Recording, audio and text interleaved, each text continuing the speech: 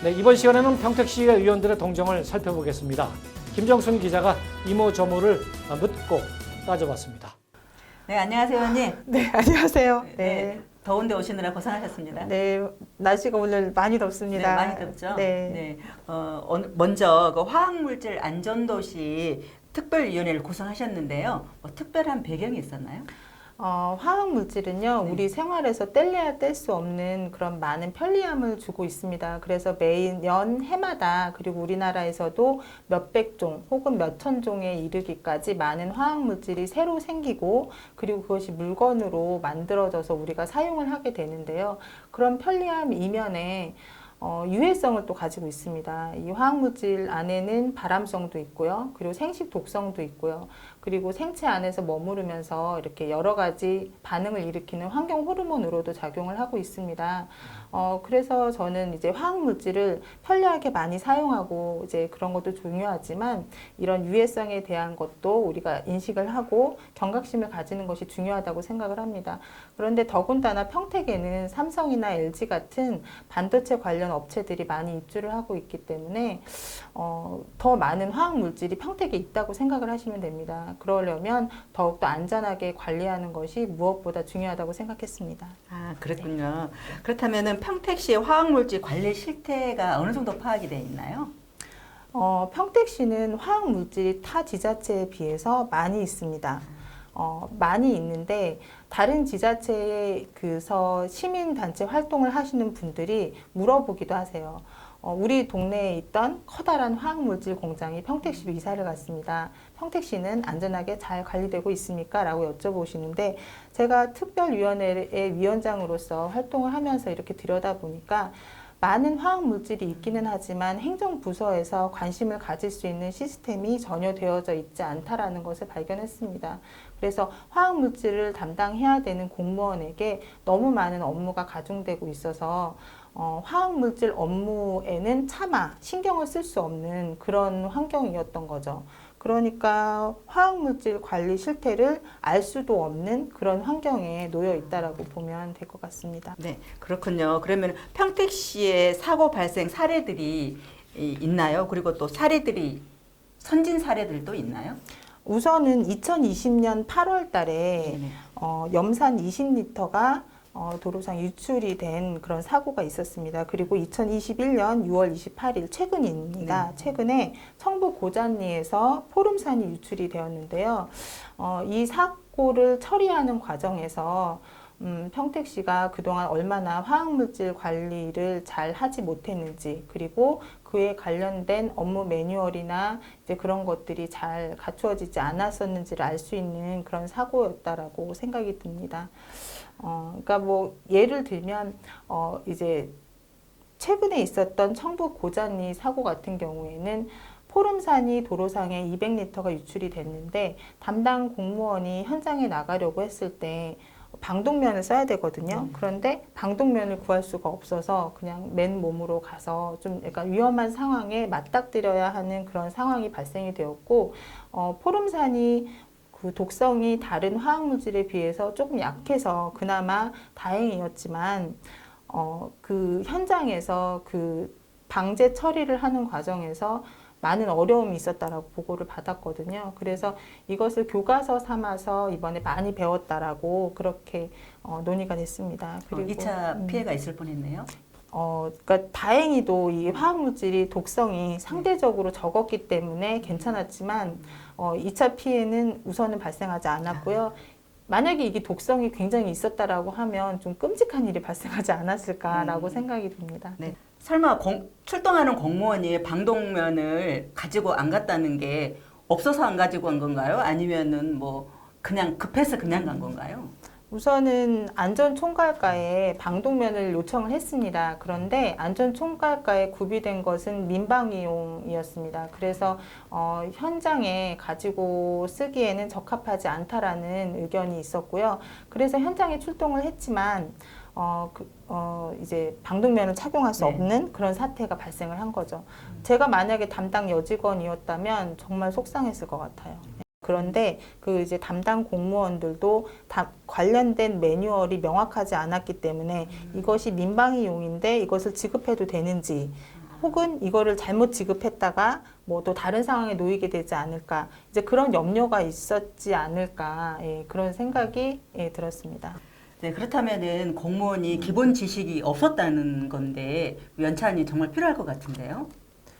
그렇죠. 우선은 화학물질 업무에 대한 지식이 일반인들도 마찬가지지만 공무원분들도 거의 비슷해요. 우선은 화학물질 그러면 어렵다라는 생각을 먼저 가지고 계시고 화학물질 업무는 전공자만 해야 될 것 같고 뭐 특별한 지식이 있어야 될 것 같다라는 생각을 하고 계시기 때문에 약간 두려움들을 좀 가지고 계시는 것 같습니다. 그렇다면 대책은 마련돼 있나요?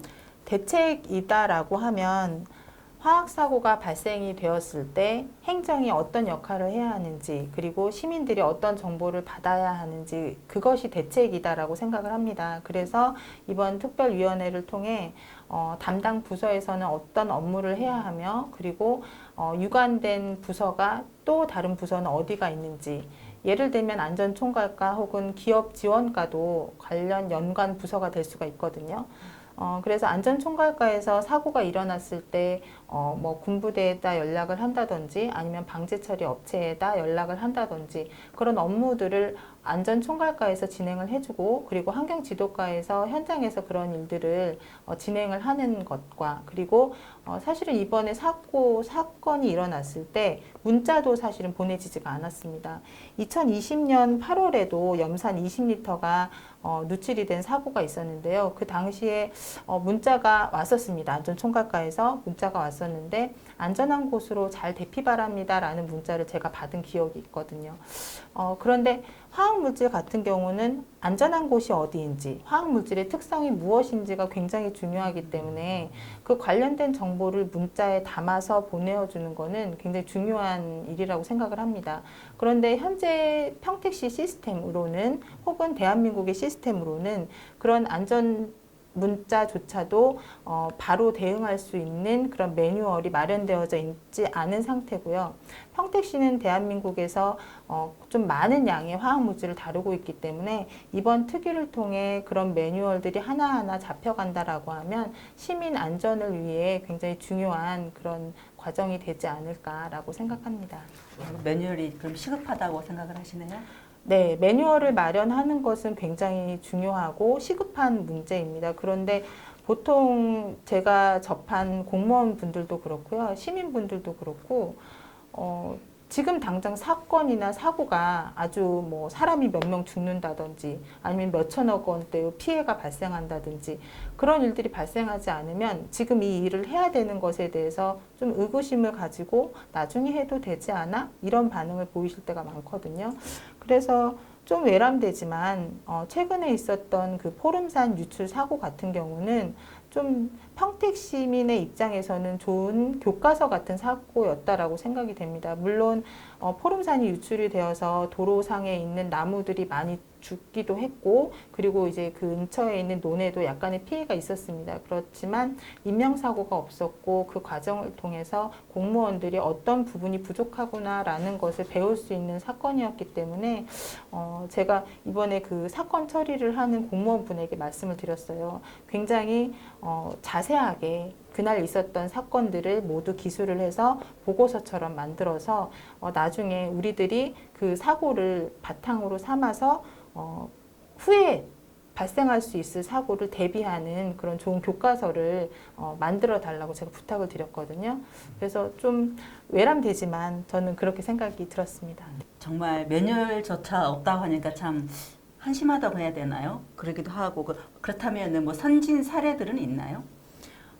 우선은 매뉴얼이 없다라고 하는 건 그만큼 그동안 평택시에서 화학사고 관련된 큰 그런 위중한 그런 사고가 없었기 때문에 한편으로는 다행인 일이잖아요. 그런데 이제 유감스럽게도 그러니까 대한민국을 놓고 봤을 때는 그런 화학사고가 큰 사고가 몇 건이 있었습니다. 그래서 타 지자체에서는 그에 관련된 매뉴얼을 마련하고 그리고 준비를 해 나가고 있는 지자체들이 몇 군데 있는데요. 우선 예를 들면 군산시에서는 시 자체에서 만든 앱이 있습니다. 화학물질 관리 지도라는 앱을 구글 사이트에서 이렇게 검색을 해 보시면 확인을 하실 수가 있는데요. 군산시라고 하는 이 지자체에도 평택시 못지않게 많은 화학물질이 보관이 되어져 있고 다루고 있기 때문에 그것을 지도 형태로 만들어서 시민들의 알 권리를 충족시켜주고 있는 그런 행정이다라고 보시면 될 것 같고요. 두 번째로는 수원에는 화학물질 정보센터를 운영하고 있습니다. 그래서 여기도 역시 마찬가지입니다. 내 집 바로 앞에 어떤 화학물질을 다루는 공장이 있는지를 내가 알고 산다라는 것이 중요한 거거든요. 그러니까 2012년에 있었던 구미 불산 사고의 경우에는 불산이 누출이 되어서 이렇게 있는데 물에 닿으면 안 되는 불산에다 소방서에서도 거기에 있는 물질이 불산이었던 걸 몰랐던 거예요. 그래서 물을 뿌렸고 그 불산이 공중으로 기화되면서 많은 시민들이 피해를 입은 사건이었습니다. 그래서 화학물질 사고에서 가장 중요한 것은 알 권리고 정보가 얼마나 정확하게 있느냐, 그것이 무엇보다 중요합니다. 그래서 군산시나 수원시의 경우에도 내 집 근처에, 내가 살고 있는 곳 근처에 어떤 화학물질이 있는가를 중요하게 생각하고 다루고 있다는 말씀을 드리겠습니다. 이번 특위는 언제까지 진행이 될 거며 앞으로 계획된 일이 있습니까?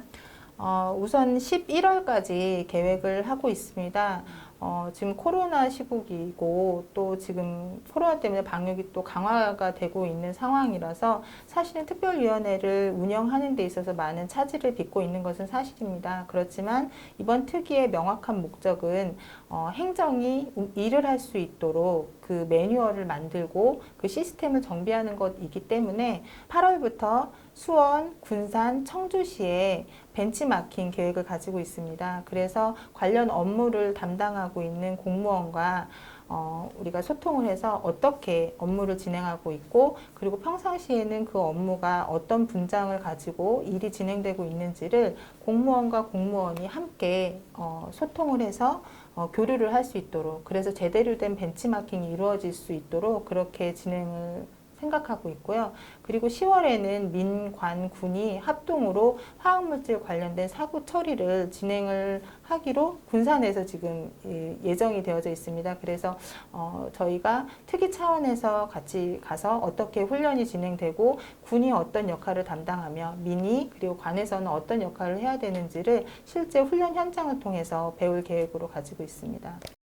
네, 의원님 그 내용을 가지고 저희가 후속 보도를 할 수 있도록 기회를 주신다면 열심히 해보겠습니다. 기회를 주시겠어요? 예, 당연하죠. 네, 쫓아오도록 하겠습니다. 네, 네. 감사합니다. 네. 네, 그리고 이제 평택에서도 그런 훈련이 직접적으로 저는 있었으면 좋겠어요. 네, 바쁜 시간 내주셔서 인터뷰에 응해주셔서 정말 감사드립니다. 네, 불러주셔서 감사합니다. 네. 네, 잠시 전한 말씀 듣고 뉴스프리전 뉴스 이어갑니다. 맛이 없네. 야채 먹기 싫은데. 슈퍼오닝으로 활기찬 아침을 시작하세요. 평택이 키운 신선한 농산물 슈퍼오닝. 슈퍼오닝으로 건강한 아침을 시작하세요.